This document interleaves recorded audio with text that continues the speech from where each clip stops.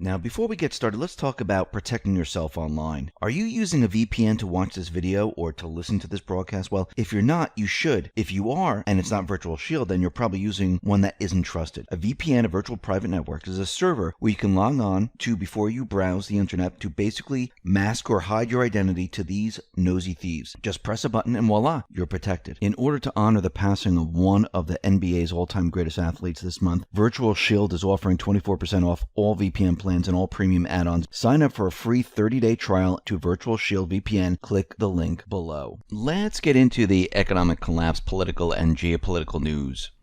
Now, everything the deep state, the D's, have tried, it is now all falling apart. And everyone can see it fall apart right in front of them. There's nothing they can do.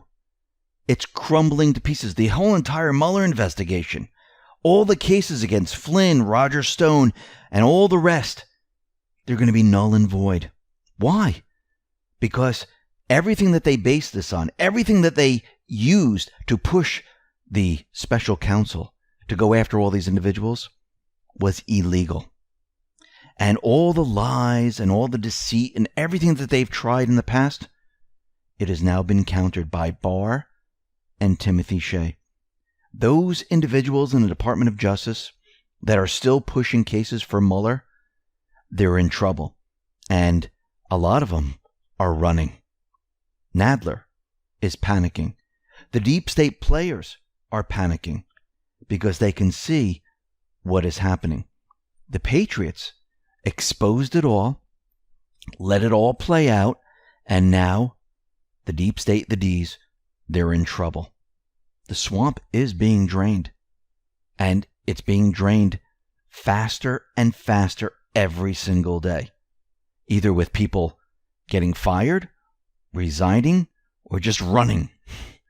But before we get to all of that, let's talk about what Jeff Bezos is doing. Now, we know that Q has been telling us to follow these CEOs. A lot of them have been resigning, and Jeff Bezos, he's been cashing out of Amazon nearly $4.1 billion worth of shares in the past 11 days. He sold $579.8 million worth of shares on Friday, and this is according to the filings with Securities and Exchange. He sold $1.65 billion worth of shares last Tuesday and Wednesday, as well as unloaded $1.8 billion worth of shares between January 31st and February 3rd. Does he know something? Is something about to happen?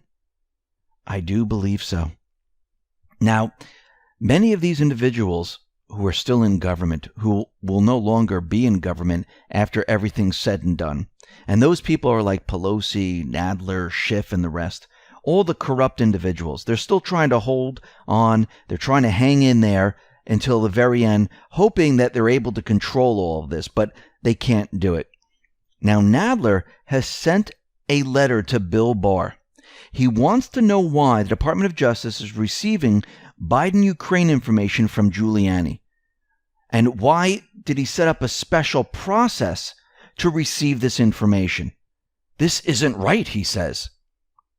But if you watch what Barr said, and we played it yesterday, he's being very cautious how he receives the information. He has checks to make sure that the information is real and not made up. Not like they did with the phony dossier, where they didn't confirm anything. Barr has set up a process to make sure they confirm every single piece of information. And Nadler is panicking about this because what Barr is doing with Giuliani is completely separate from what Durham is doing. This is a separate investigation. And they're taking all that information and they're tracking it, they're researching it, and they're going to use it, which means they know exactly what has happened out in Ukraine. They know who the players are. They know the corruption. They know how the money was laundered. Rudy Giuliani, he handed all this over. This is not Rudy Giuliani's first rodeo. He knows how to do an investigation. He knows when he's being fooled. He's the Punisher. And they know this. This is why Biden is calling him names. Like a punk. This is why Biden is lashing out at people. He's panicking. Now, very interesting with Roger Stone. We know that he was arrested. The whole thing was set up by the Department of Justice under Mueller. They let CNN know ahead of time. They went into his home. They broadcast it all over TV to make a really big production out of it when it was really absolutely nothing. And what's very interesting is that the federal prosecutors, they recommended that Roger Stone serve up to 9 years in prison following his conviction on false statements and witness tampering charges related to the Russian investigation. Now, we know most of this is all fake. Now, why did they push the jail term up to 9 years for lying? I mean, Brennan lied, Clapper lied, Mueller lied, Comey lied, Comey leaked. But 9 years for Roger Stone? Well, it seems the Department of Justice under Barr, under Timothy Shea, who Barr just appointed, they said, well, wait a minute. This is a little strange. Why are we pushing this extreme, excessive, and grossly disproportionate sentence on Roger Stone for lying? This doesn't make sense. Who was pushing this? Those prosecutors that were working for Mueller. And we can see already that things are changing in the Department of Justice. Remember, there's a new U.S. attorney heading up these cases now. Trump tweeted out the following: "This is horrible and very unfair situation. The real crimes were on the other side. As nothing happens to them, cannot allow this miscarriage of justice." Now, these individuals that were pushing for this jail term, they kind of blindsided the other individuals in the Department of Justice because this is not what they discussed. And they decided to put it out there trying to trap Timothy Shea and Barr because they wanted them to make a certain move. They didn't fall for it. Technofog, in a tweet, lets us know what this is all about. He says, "It's not about Stone, really. It's about Mueller team members Zelensky and Jed using the Stone case as a weapon against Barr and Shea. Recommend an unjust punishment to force their hand. Wouldn't be surprised if they use their protest exit strategy." And then we come to find out that Technofog was exactly right. He said, as predicted, Aaron Zelensky is not only off the Roger Stone case, but he has resigned effective immediately as a special assistant U.S. attorney for District of Columbia. Then we come to find out that another individual, Jonathan Kravis, he decided that he is out too. He withdraws from the Stone case. They are now panicking. They realize that they were caught. Everything that they were pushing with Stone is falling apart. The same with Flynn. Actually, with all the cases that Mueller was pushing. Actually, when it comes down to it, and once the declassification happens, and we find out that all these FISAs were legally obtained, all these cases, and even the special counsel and the report, it all becomes null and void. It's all meaningless. And everything they did up to this point was for nothing. These individuals that received these warrants illegally, they should be made to pay for all of this.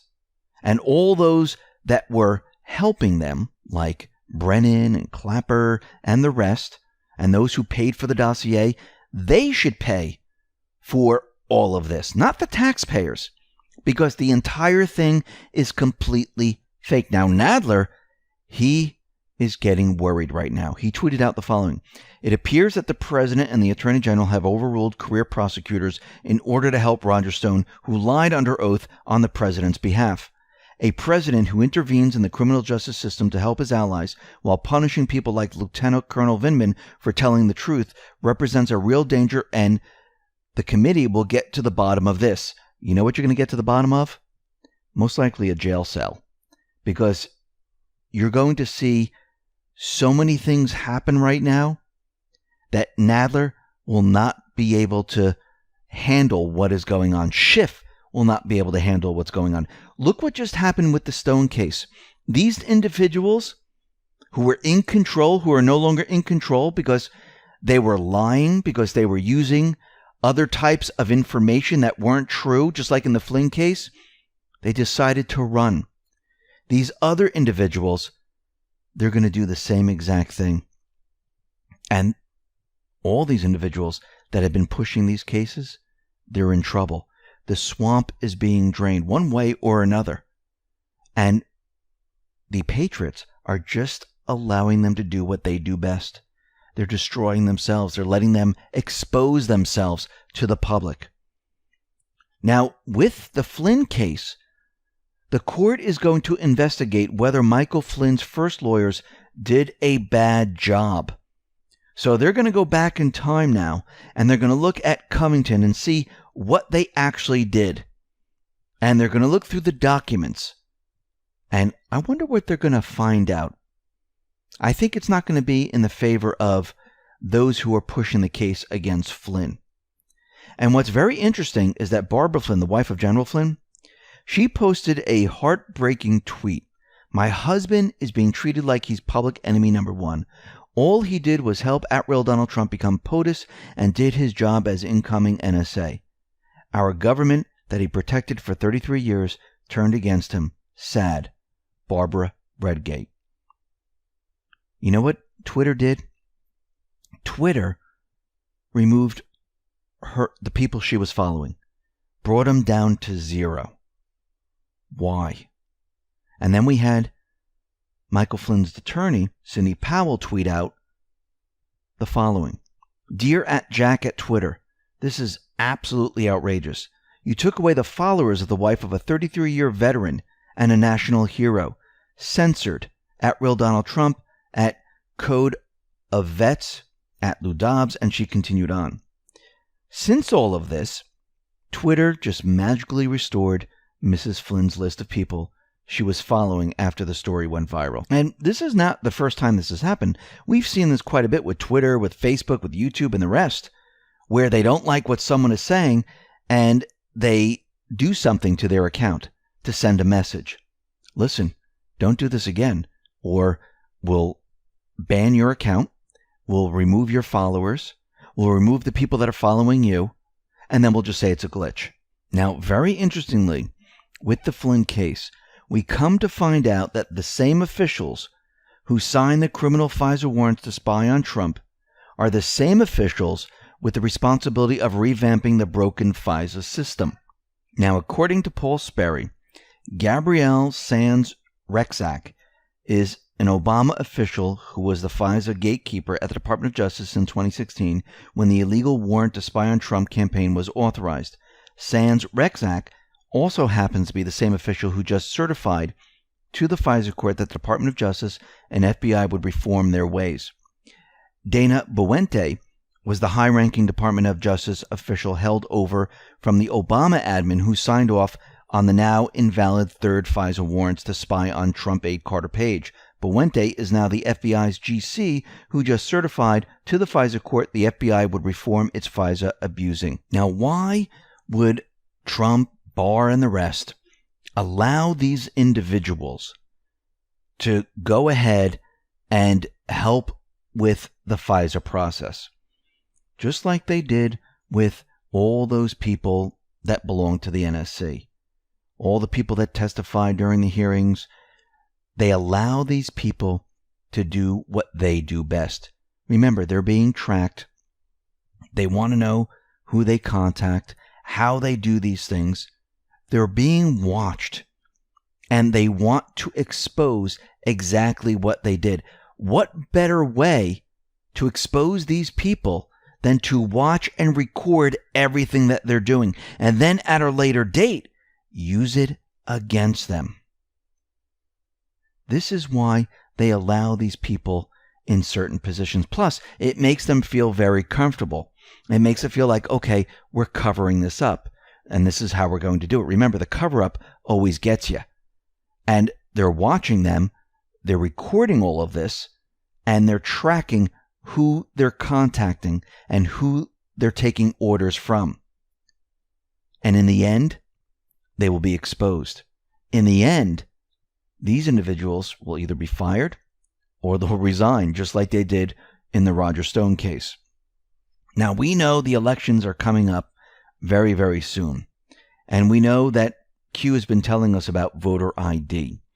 And Tom Fitton tweeted out something about which states have no voter IDs. And it's California, Illinois, Maryland, New Jersey, New York, Nevada, New Mexico, Oregon, Pennsylvania, Vermont, and many more. And Tom Fitton has been doing a great job looking at the voter rolls and looking at who's on there and who shouldn't be on there, telling them, listen, you have a lot more people on the voter roster that shouldn't be because they don't exist. And you should remove these individuals. And Fitton has been pushing this agenda for a long time. What's very interesting is that Q has told us this before, that when we had the midterm elections back in 2018, this is when they started to look at everything, actually even before this. And we're getting confirmation that the Department of Defense, they've been looking at the election and they're watching and protecting it. So this is what they came out with. Voting has begun for the 2020 presidential election primary season, but it's not the beginning of the U.S. government's defense against foreign interference and influence in our elections. At the Reagan National Defense Forum last December, Army General Paul M. Nakasone, U.S. Cyber Command Commander and Director of the National Security Agency, laid out the Defense Department's role in election security. We began the ability for us to defend the presidential elections, not today, not 6 months from now. We began it the day after the midterm elections. We have not let up in terms of our ability to understand what our adversaries are doing. The Defense Department plays an important role in the whole of government partnership, spearheaded by the NSA and Cybercom's Election Security Group, formed in the wake of the success of the Russia small group during the 2018 midterms. It's not enough just to know and understand what our adversaries are doing. The nation expects us to do something about it. The biggest success out of 2018 wasn't the 2018 midterms, Hartman said. The biggest success was we put in place, both organizationally and from a business practice standpoint, a focus on enduring mission to protect the democratic process. The Election Security Group's primary objectives are to generate insights on foreign adversaries that lead to improved cyber defenses and to impose costs on countries that seek to interfere. It directly supports partners such as the Department of Homeland Security and the FBI by collecting, declassifying, and sharing vital information to enable agencies' efforts in election security. We look at adversaries meddling in an election on two different fronts. One is covert influence, and then there's interference. For interference, what we're talking about is an adversary trying to go change a vote total, targeting election infrastructure, voting rolls. Influence is more of the social media component of trying to influence public opinion. So do you think they were looking at Russia, or do you think they were looking at the deep state and how they manipulate the elections? Let's go back to post 2610. And Anon, and this was December 2018, said, will voter fraud be exposed before January? And Q said no. 2019 push voter ID based on verifiable intel fraud. 2020 plus safeguarded. Now, from what we've just read, we know that the 2020 now is safeguarded because they've been looking at it and watching these actors. Let's move to post 2463. Down below, it gives us a list of all different things that you need an ID for, showing that ID, having an ID and using an ID for all these things like purchasing alcohol, cigarettes, opening a bank account, food stamps, welfare, Medicaid, Social Security, job, mortgage, unemployment, you name it, it's not racist. So if you need an ID for all these things, and there's a very big list here, why is it racist to have an ID for voting? It isn't. If you're a citizen and you have a voter ID, it wouldn't keep anyone from going in to vote. The only people that would keep away from the voting polls are those people that are not citizens, that couldn't get a voter ID. Down below it says, will recent expected voter fraud actions by the D Party provide support for voter ID law? Voter ID law equals death of D Party. Boomerang suicide. And I believe from the Department of Defense coming out with this information about how they've been tracking voters and how they've been tracking the elections and how they've been monitoring all this, I believe they're building a case right now, and it's being done on purpose. Now, Attorney General Bill Barr, he is now taking the next step, and he decided that he is going to sanction, this is what he called a significant escalation, against local and state governments that obstruct the lawful functioning of our nation's immigration system. He said the Justice Department would immediately file multiple lawsuits against sanctuary jurisdictions for unconstitutionally interfering with federal immigration enforcement and implement unprecedented national reviews of left-wing sanctuary governments and prosecutors. He said, let us state the reality up front and as clearly as possible. When we are talking about sanctuary cities, we're talking about policies that are designed to allow criminal aliens to escape. These policies are not about people who came to our country illegally but have otherwise been peacefully and productive members of society. Their express purpose is to shelter aliens from local law enforcement has already arrested from other crimes. This is neither lawful nor sensible. The Department of Justice has now filed a federal complaint against the state of New Jersey seeking declaratory and injunctive relief against its laws that forbid state and local law enforcement from sharing vital information about criminal aliens with DHS. And this is going to spread to other states like New York and many others, cracking down on these cities, these states that are sanctuary areas for these individuals.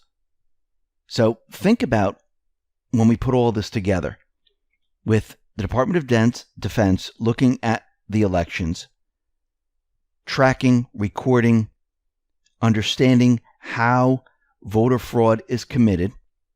We have Barr going after these sanctuary cities and states where they're keeping all these individuals so they can use them to vote. They're cracking down on all of this, and there's a reason. Because they know what the deep state, what the D's do. They use these individuals to pump up the popular vote. And we've discussed this before, that if there's someone who's wealthy, I'll give initials like GS, and they spend billions and billions of dollars, and they have all these people come up through the border, then they're pushed out into other cities, and you have millions and millions of people, and they're instructed to vote for a certain candidate, because if you want us to receive these benefits, if you want to not be detected, you need to vote for a certain candidate. You can change the outcome of a popular vote election. And these individuals are not citizens of the United States. It's almost like if we went into another country and millions of us decided to go into France, let's say, and we decided to vote in their election. Now, we're not citizens, but there's millions upon millions of people that decided to go into this country, and we decided to vote. We could change the outcome of the vote. That's what they're doing here in the United States. They're changing the popular vote using individuals that are not citizens of the United States. Many of them are criminals, and they're here illegally. Now, we know that Q has let us know that they mention Epstein on purpose, and we've seen NXIVM. We're seeing a lot of arrests with child pornography, human trafficking, and very interestingly, we see another arrest. Now, this is Lawrence Ray. He is charged with running a sex cult using his daughter's Sarah Lawrence classmates. So he created a cult like NXIVM, and he preyed on classmates of his daughter at Sarah Lawrence College. So what did he do? Well, this was his scheme, and it started in 2010. He moved into the on-campus pad where his daughter, then a sophomore at the prestigious school, lived with a female and male roommates. At first, he presented himself as a caring father figure. He soon began lecturing the young group on his personal philosophy and conducted his therapy sessions during which he learned intimate details about their private lives, vulnerabilities, and mental health struggles with the pretense of helping them. And then he decided to use these individuals. He used psychological torture and physical violence to keep them under his thumb and force them to do his bidding. So why do these cases keep coming up? Why are they continually popping up in the news?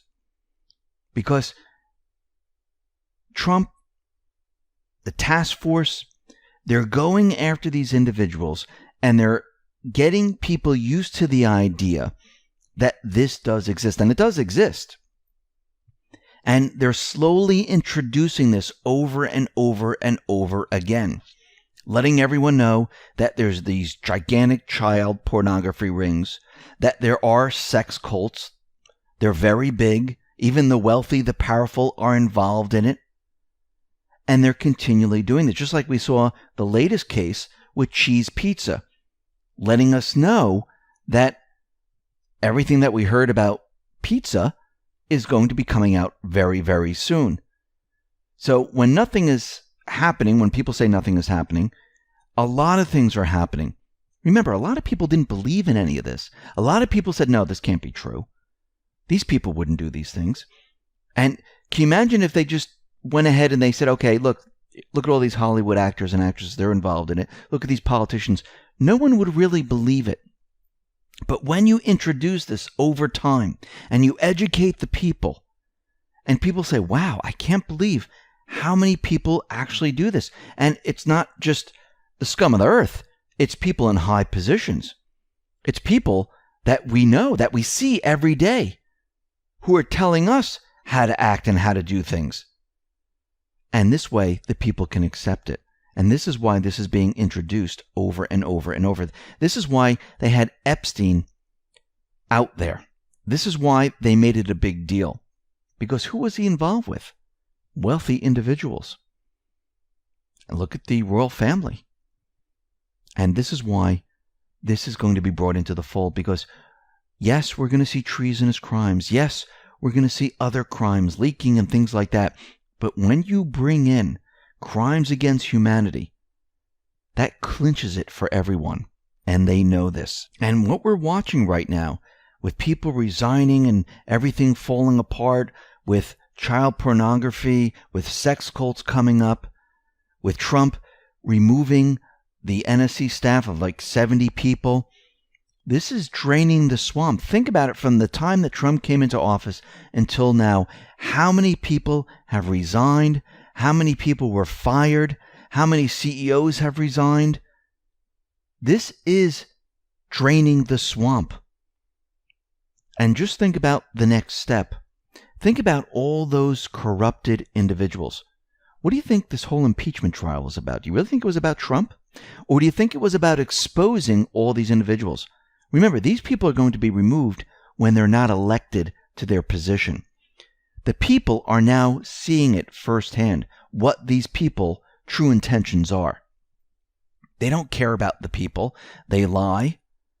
They're pushing their agenda by changing rules, by not allowing people to have due process. Doesn't matter if you hate someone, like someone, everyone deserves due process. Everyone deserves the same exact rules. The people are seeing this. And all those people that tried to push this, people are now catching on. People in Congress, in government, they're going to be drained when they're not elected again. Now remember, there's different levels of the swamp. There are the low-level swamp creatures that just receive funds and they're instructing them what to do. Then there's middle and higher-ups where they're calling the shots. And a lot of these low-level people, yeah, they might get arrested for certain things, but it's going to go all the way to the top. And these people are going to eventually turn on them because they were just receiving funds. They were just making themselves wealthy and following orders so they wouldn't get caught. But when push comes to shove, they don't want to go to jail. So they're going to turn on other people. And I do believe that this is going to happen. I don't think We're going to see every single member of Congress arrested. I think a lot of these individuals are not going to be reelected. And then as charges are being pressed, they might end up making a deal where they turn on their masters. The masters are the people that you want. These people will never be allowed back into government. That will be their punishment, and they'll never be able to walk down the street the same again. That will be their punishment. Now, those people that committed horrendous crimes or crimes against humanity, yes, these people will be arrested. And we can see that Trump, the Patriots, they're draining the swamp big time. If you notice, things have really accelerated. The hunters have now become the hunted. And Trump, he retweeted the tweet that he tweeted out on February 9th. Drain the swamp. That's exactly what we're watching. And what comes next? Well, what's on deck? The declassification of the illegal FISAs, Assange, the investigations. It's all about to happen. Listen, everyone, thanks a lot for listening. Be well, be safe, and especially be prepared. Thanks a lot.